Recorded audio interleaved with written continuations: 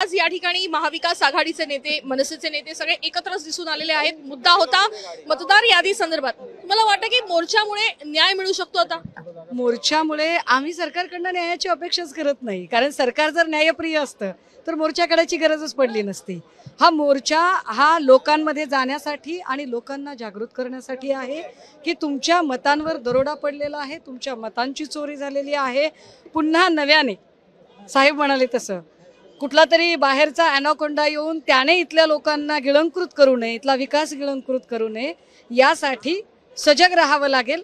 आणि ज्या पद्धतीने आता सन्मान्य मनसे प्रमुखांनी जे सगळे पुरावे दाखवले, हे सगळं चित्र बघता, कारण इतक्या मतदार याद्यांमधले घोळ आहेत। एकट्या बुलढाण्याचा जर विचार केला तर बुलढाणा मतदारसंघामध्ये 7,500 मतदार मयत मतदारांनी मतदान केलेलं आहे, तर त्याच वेळेला 5,2500 मतदारांनी दुबार मतदान केलेलं आहे।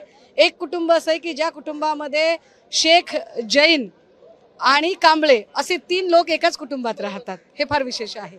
सो या सगळ्यांच्या विरोधात लोकांमध्ये जाणं, लोकांमध्ये जागृती करणं हा मूळ उद्देश आहे। जागृती जी आहे ती केली जात आहे, मात्र तरी देखील कार्यक्रम निवडणुकीचा घेतला जाताना बघायला मिळतोय। नाही, कार्यक्रम निवडणुकीसाठीच आहे ना, हे क्लिअर आहे ना।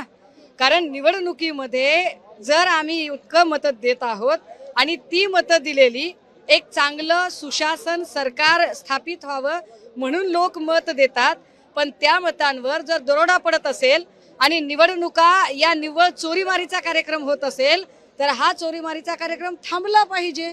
निवडणुकांच्या नावाखाली जो दरोडा पडत आहे तो दरोडा थांबला पाहिजे, यासाठीच ही जागृती आहे। देश विदेशातील प्रत्येक घडामोडींचे लाईव्ह अपडेट मिळवण्यासाठी आता साम टीव्हीच्या सर्व सोशल मीडिया प्लॅटफॉर्मला लाईक, फॉलो आणि सबस्क्राईब करा।